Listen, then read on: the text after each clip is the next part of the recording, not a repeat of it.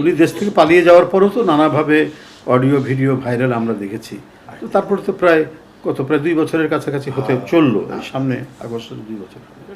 তো আমরা মানে এটার কোনো মানে দেখলাম না, কোনো বাস্তবায়ন আমরা দেখলাম না।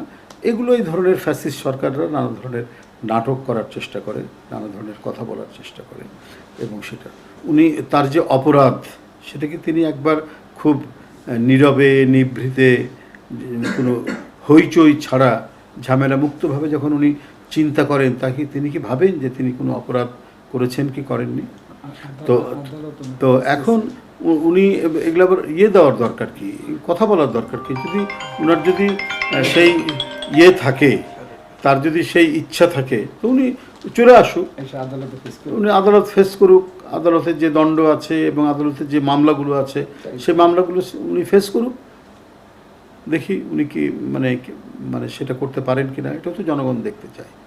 এটা একেবারেই আমি বলবো যে স্বভাবসুলভ তার একটা বৈশিষ্ট্য। এরকম বাগাড়ম্বর কথা বলা, অযৌক্তিক কথা বলা, তারপরে একটা স্ট্যান্ডবাজিমূলক কথা বলা নেই, রাস্তায় ভোগান্তি নেই। দারুণভাবে এটা সামাল দিতে পেরেছে বিএনপির সরকার।